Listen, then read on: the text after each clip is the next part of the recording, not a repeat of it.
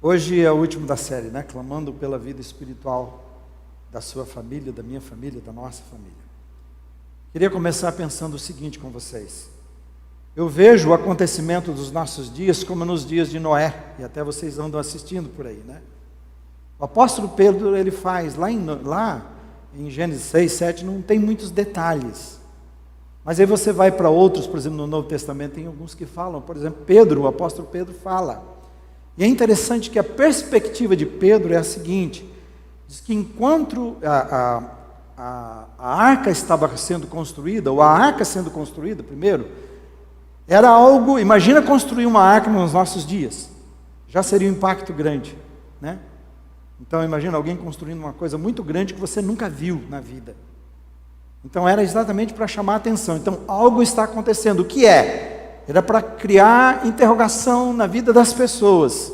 Enquanto criava a interrogação, Noé estava tentando avisá-los que viria um dilúvio, de que Deus estava indignado. E a palavra diz que a maldade havia tomado conta de um jeito que o comportamento deles era o pior comportamento que podia ter. E Noé era o único justo.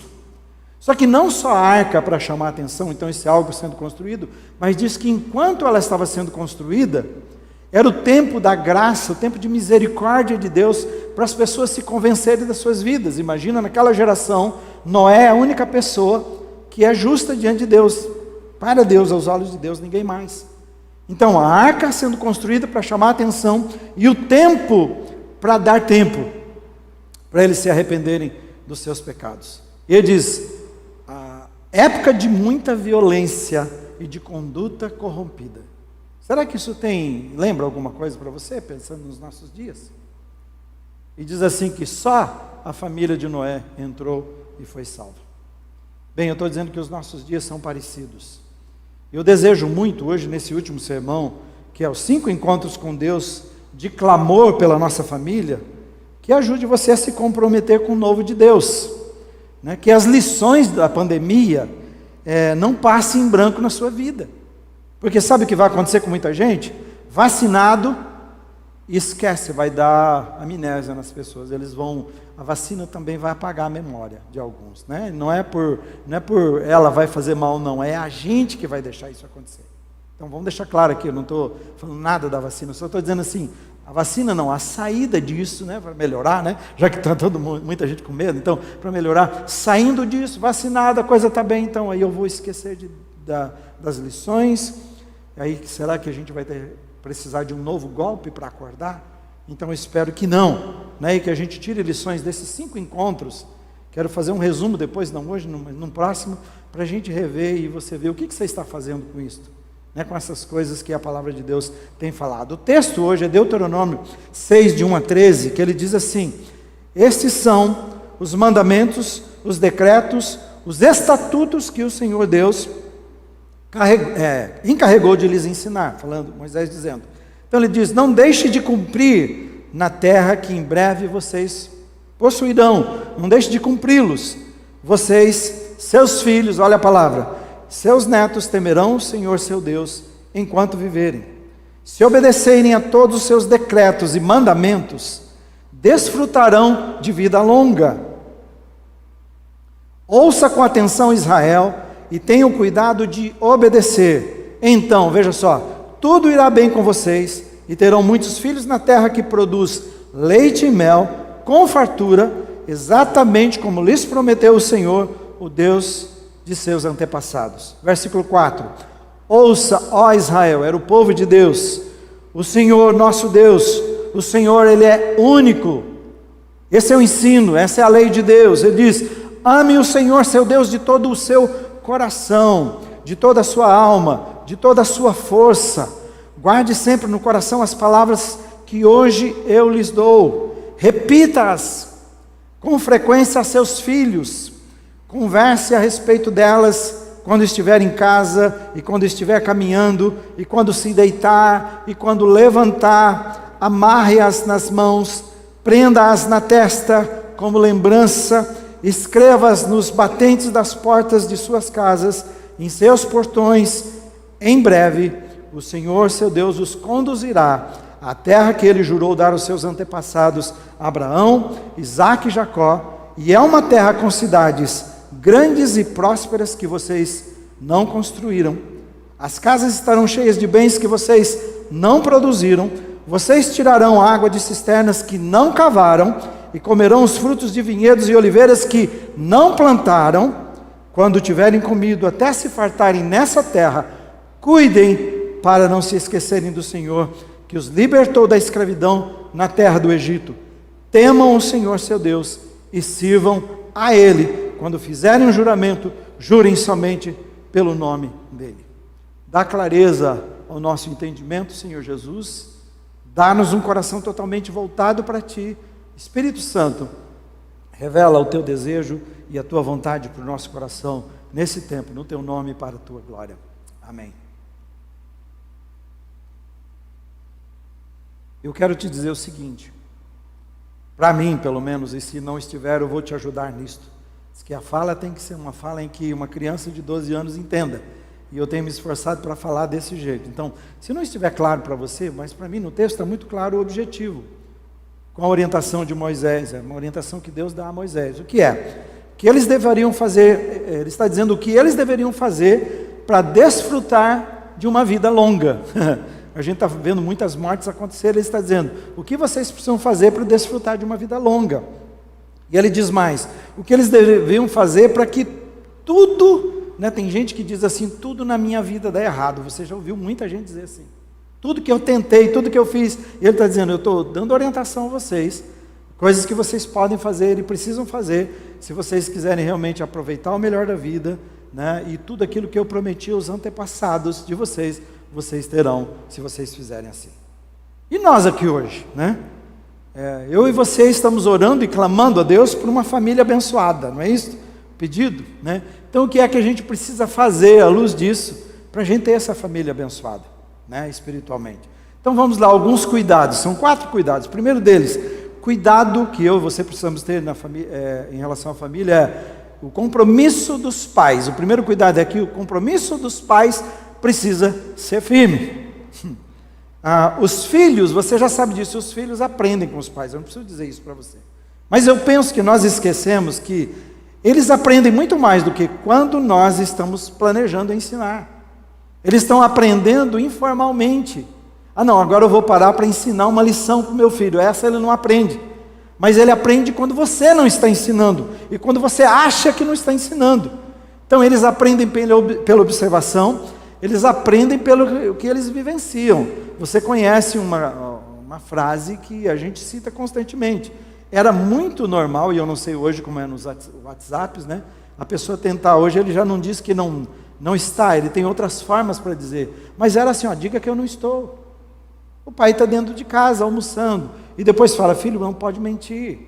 Então, essa é a coisa mais pequena que eu posso citar, que se tinha no dia a dia, e possivelmente são práticas que nós temos, e os filhos estão olhando e vão aprendendo com isso. É assim que se resolve. Quando eu estiver numa situação difícil, eu me escondo e faço de conta que o negócio não é comigo, né? Agora, deixa eu dizer, eu vi meu pai orar todos os dias da sua vida, enquanto estive com ele.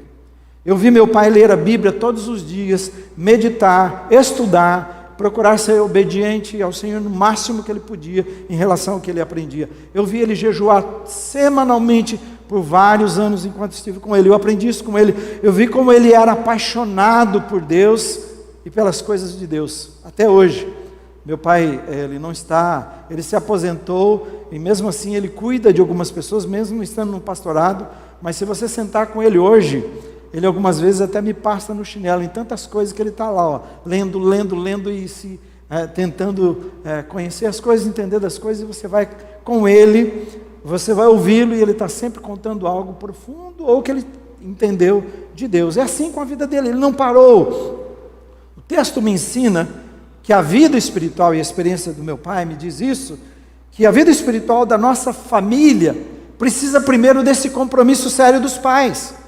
E os versículos 4 a 6 estão dizendo, qual era a ordem para esses pais? Estão dizendo assim, que os pais deveriam crer e viver a realidade de que não havia outro Deus. Essa era a fala. Não pode haver dúvida no seu coração.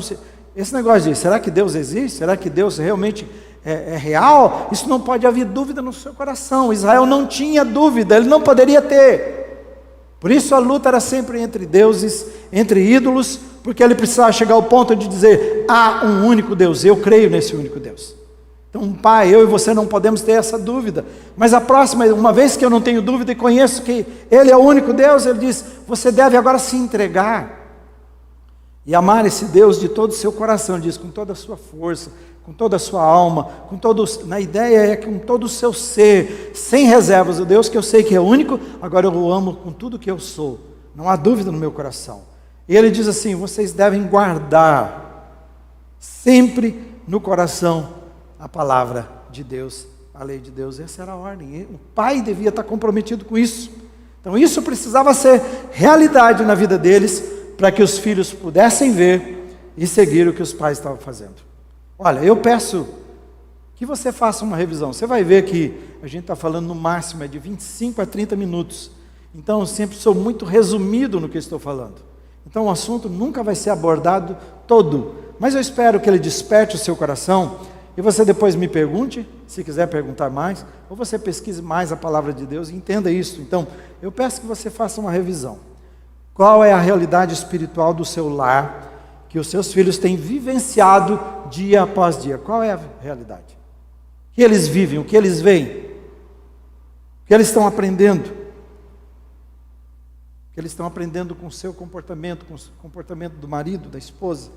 E aí, se você precisar de correções, humilhe-se diante de Deus e diga: Senhor, eu acho que não são coisas boas que os nossos filhos estão vendo. Tem muita coisa que precisa ser acertada. Então, confesse e mude. Segundo, no cuidado espiritual, porque nós estamos clamando pela vida espiritual. No cuidado espiritual da família, o ensino espiritual dos filhos precisa ser persistente. Vamos falar juntos? Fale comigo. O ensino, vamos lá? O ensino espiritual dos filhos precisa ser persistente. Eu não estou vendo a boca de vocês mexerem, né? Mas tem um microfone no meio gravando vocês. Eu espero que quem estiver assistindo lá, você realmente tenha falado para mim, também, porque eu não ouvi nada de vocês, já que também estou com um ponto bem forte, mas eu preciso que você se comprometa com isso de falar, porque isso vai fixar no seu coração.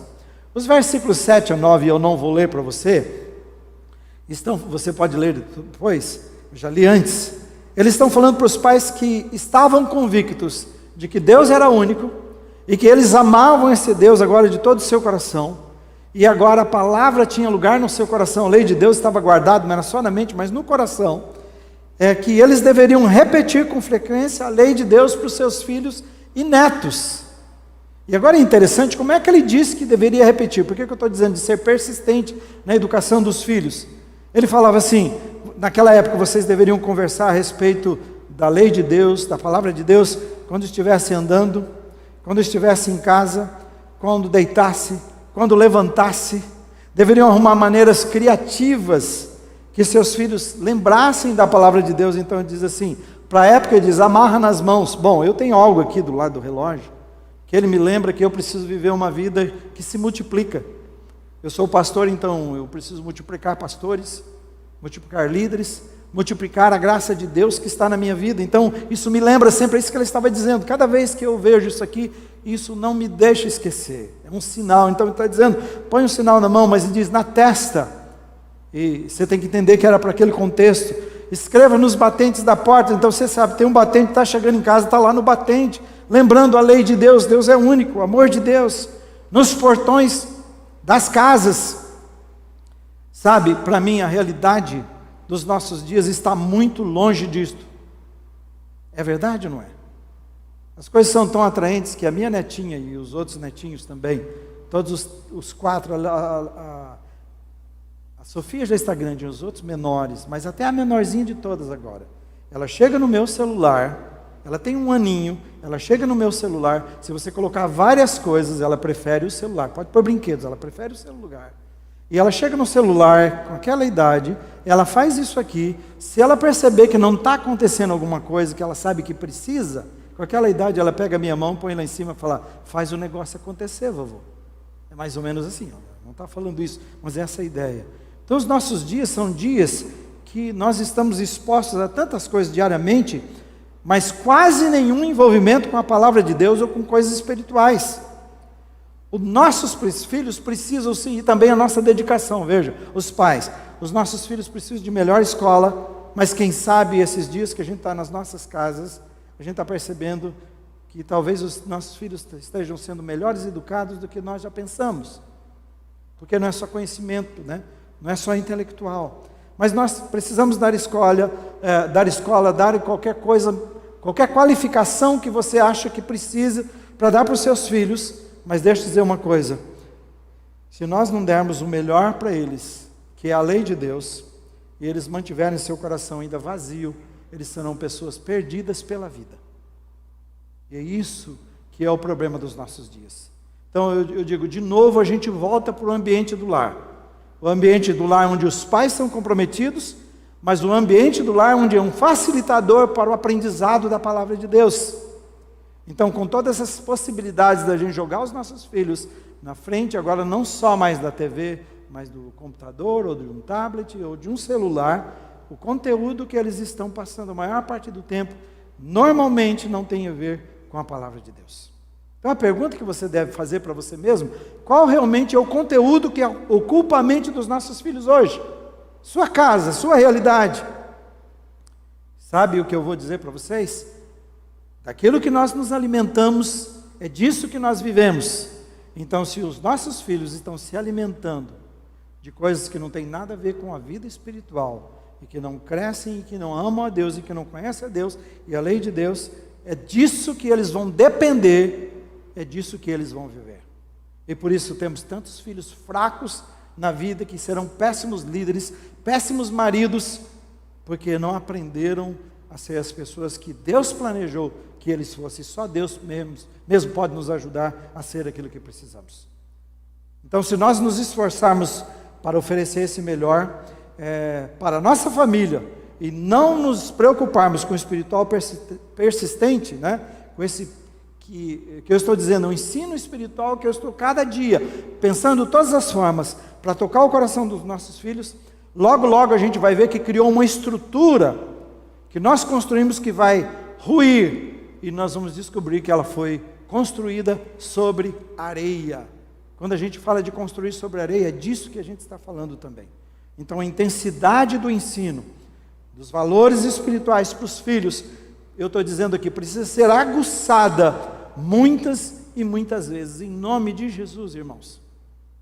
Deus que lhe deu filhos e netos a vocês. Preste atenção.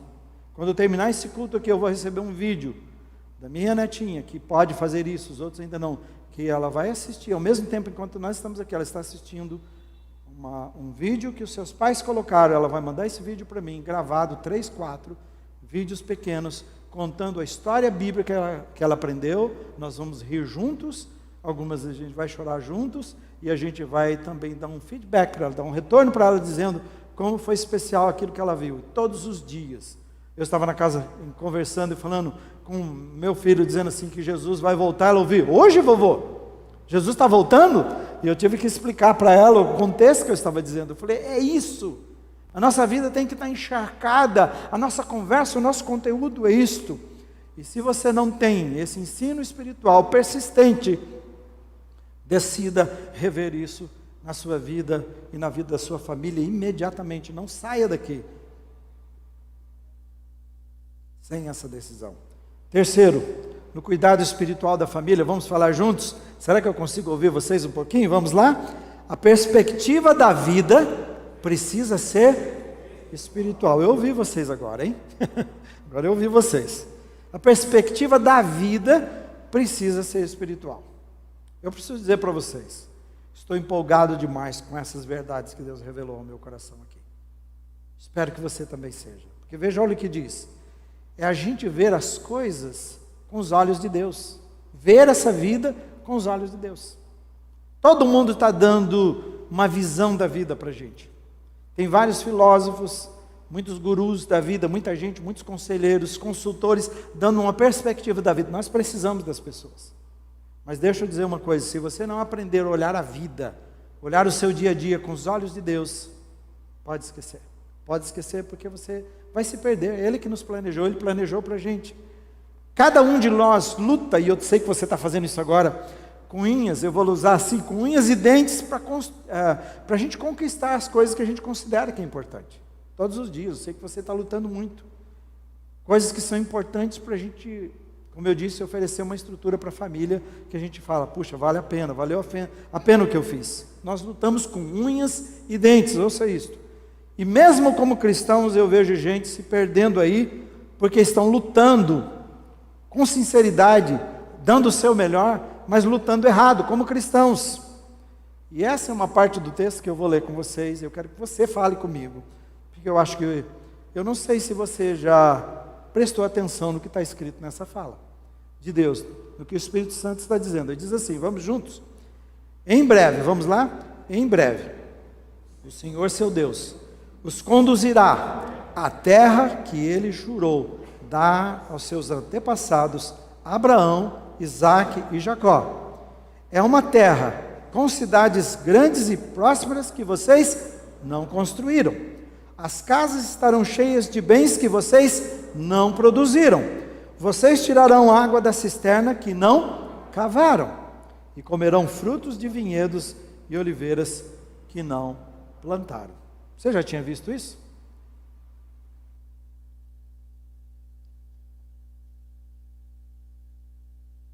Você cansa de ouvir a gente e o pastor falando de coisas que a gente tem que fazer. Pela primeira vez você olha para o texto, ele está dizendo coisas que você não precisa fazer, mas que nós fazemos. Várias coisas que eu e você não faríamos, mas Deus faria. Ele disse, vocês vão possuir cidades grandes e prósperas, toda edificada, que vocês não construíram. Estavam falando de como o Paraná está sobressaindo nas exportações no país. Estão dizendo de 3 estados. E como o Paraná sobressai. Imagina a gente chegar agora, por exemplo, eu não sei qual uma melhor cidade mais próspera do mundo, que a gente poderia ir e chegar ao seguinte, vocês vão se mudar para lá, está tudo estruturado, vocês só vão entrar, não tem que fazer nada. Está pronto para vocês, o povo não estará lá, eu tirarei eles de lá. É isso que ele está dizendo. Casas cheias de bens, a gente está construindo, demora tempo para construir, tanta coisa difícil. Ele diz, casas cheias de bens, que vocês não produziram. Poços que vocês vão tirar água, que vocês não cavaram, já está cavado. Uvas e azeitonas, vinhedo, e também azeitonas que vocês não plantaram. Preste atenção, por não ter uma visão espiritual, olhar do jeito de Deus, da vida, muitas pessoas constroem as suas vidas para outros aproveitarem. Está na palavra, trabalhou que nem um condenado, mas ele não aproveitou. Ou de pessoas que fizeram e construíram, depois tudo que construíram, gastaram com o seu dinheiro tentando recuperar ou a família, ou recuperar a saúde.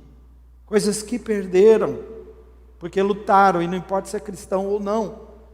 Isso me faz lembrar o que Salomão disse. Ele disse em Salmos 120, Salomão dizendo em Salmos 127, 1 e 2, ele diz assim, se o Senhor não constrói a casa, o trabalho dos construtores é vão. Se o Senhor não protege a cidade, ele diz, de nada adianta guardá-la com sentinelas. Agora, onde está a atenção aqui? É inútil trabalhar tanto, desde madrugada até tarde da noite, e se preocupar em conseguir o alimento, pois Deus cuida de seus amados enquanto dormem. Ele falou assim, você vai trabalhar normal, e você vai ter um rendimento sobrenatural. Você ouviu isso?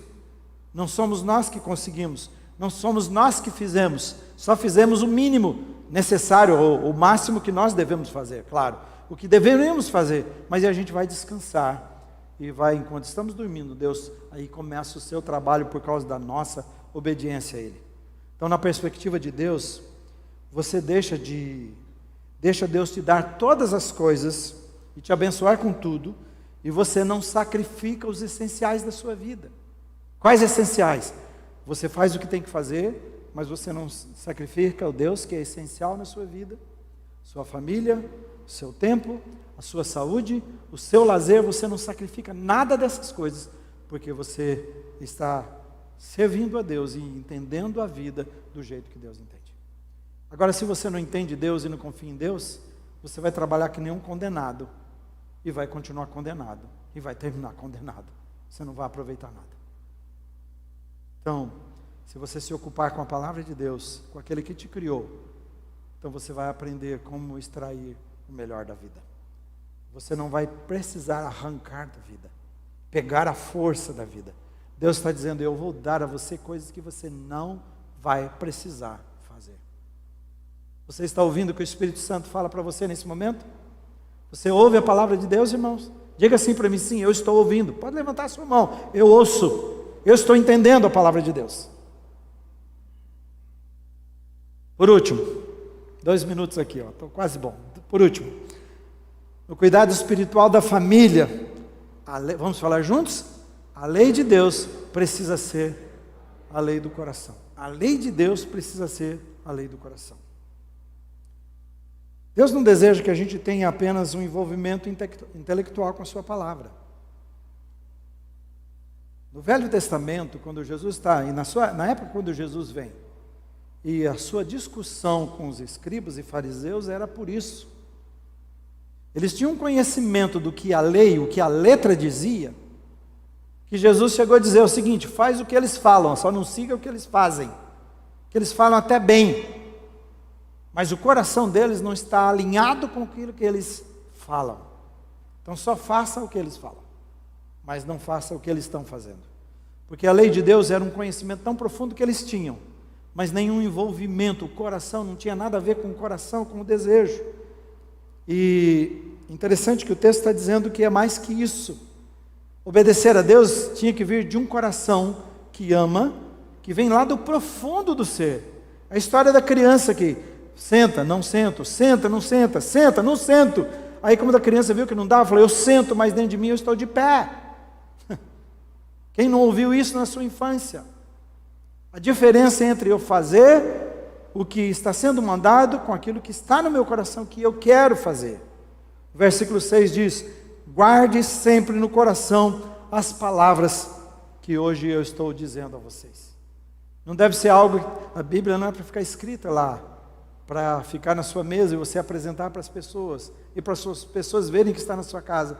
A Bíblia é para fazer uma transferência de que está naquele papel para o seu coração. E ele diz, guardar sempre no coração. E é interessante que esse guardar era para mim, como pai, mas eu sou responsável pelas gerações, porque o texto está dizendo, versículo 2, vocês, seus filhos e netos, ele diz, temerão o Senhor, e bisnetos, tem outro lugar que diz, enquanto viverem. Pais, eu tenho um compromisso com os meus filhos, tenho um compromisso de estudar a palavra com os meus netos também, e bisnetos, todos aqueles que Deus colocar e me permitir ainda viver. Nós somos responsáveis pelas gerações que vêm. Se nós vivemos comprometido, então, por isso que Deus teve que matar toda aquela geração de pais no Egito, 40 anos, porque diz assim, vocês são um péssimo exemplo para os seus filhos. Todos eles morreram, somente Josué e Caleb tinham o coração no lugar e eles entraram. Aquela geração inteirinha morreu no deserto. Porque eles não, o seu coração não tinha nada a ver com o desejo para Deus e o que Deus estava ensinando. Então eu e você precisamos ajudar os nossos filhos, netos. Quando eu creio em Deus, sou apaixonado por Deus, nossos filhos e netos estão vendo e vão seguir. A palavra de Deus precisa ser uma coisa diária, vivida diariamente, apaixonado por ela. E os filhos vão dizer, por isso, como eu digo, eu não consigo ver meu pai em outro lugar, eu só via ele o tempo todo com a Bíblia. Mas não pense que ele é um careta, não. Era um homem que estava comprometido, ele é apaixonado pela palavra de Deus. Foi aí que eu aprendi, minha avó a mesma coisa. O Salmo 119, 11 diz assim, o salmista está dizendo assim, que ele guardou a palavra de Deus no seu coração, para não pecar contra Deus. E um outro texto, eu acho que Filipenses ou Colossenses, eu confundi aqui, diz que a palavra de Deus habite, eu acho que Colossenses, ricamente nos vossos corações. A palavra de Deus, porque ela vai governar a nossa mente e coração, quando ela habita completamente em nós. Qual lei governa o seu coração? Essa é a sua pergunta. O quanto a sua família é apaixonada pela palavra de Deus. Eu louvo a Deus para vocês que comparam as Bíblias, que compararam Bíblias. Aquela Bíblia de 365 para você, cada dia, já está dito lá, 1 de janeiro, essa leitura, 2 de janeiro, terminou o ano, você pega de novo, porque não tem segunda, terça, nem que ano que é, só diz assim, agora é 1 de janeiro, vamos ler de novo, então amanhã 1 de fevereiro, vamos ler, a palavra de 1 de janeiro é isto, 1 de fevereiro é isso, essa é a ideia, 2, 3, cada dia. Eu louvo a Deus por isso, todos vocês deveriam ter, e vocês deveriam fazer essa leitura, eu estou ouvindo isto, recebi essa semana aqui a alegria do Álvaro Alexandre, olha a oração do Augusto, o Augusto está com o quê? Com 3? 3 anos, Deus abençoa, como é que era? Deus abençoa o caminho,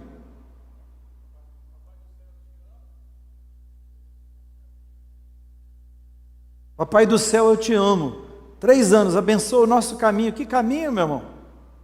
O que é isso que ele está dizendo? Mas eu te amo, abençoa o nosso dia a dia, abençoa o nosso andar. Criança de 3 anos. O desejo de Deus, e eu encerro aqui, é que você seja tão apaixonado por sua palavra, que você deseje também guardá-la no seu coração, e faça de tudo para que ela esteja no coração dos seus filhos. Esse é o desejo de Deus. Vamos ficar em pé. Interessante, o texto está dizendo o seguinte: a bênção para que tudo vá bem na sua família. Bênção de Deus para que tudo vá bem. A orientação dele. Depende de quê? Primeiro, depende que o compromisso dos pais seja firme. Está ouvindo isso? A bênção depende, se você quer abençoar espiritualmente sua família, depende do seu exemplo, que o compromisso dos pais seja firme. Depende que o ensino espiritual dos filhos seja persistente. Repete, repete, mais 1, mais 2, mais 3, mais 4, mais 5. Tem 18 anos, agora filho, é com você. Agora é com você. Depende que a perspectiva da vida seja espiritual. Pode aprender com os melhores, mas desde que esses melhores não batam de frente com a palavra de Deus. Porque Deus, a sabedoria é de Deus, Ele deu aos homens, mas desde que ela esteja totalmente afinada com a lei de Deus, a palavra de Deus. Por último, depende que a lei de Deus seja a lei do coração, do seu coração, e a lei da sua família. Vamos orar nesse momento. O que é que o Espírito Santo está falando ao seu coração? Feche os seus olhos. Ouve a sua cabeça. Qual é o desafio para o seu coração nesta manhã? Ou nesse dia, não importa a hora que você vai entrar aqui online. Qual é o desafio dessa palavra?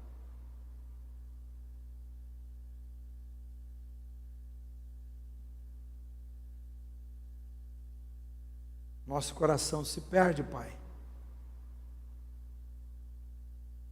Porque todos os dias nós temos coisas urgentes, clamando, e a gente vai atendendo essas coisas, e vamos atropelando a família, atropelando a nossa saúde, atropelando o nosso lazer, atropelando Deus, a nossa espiritualidade.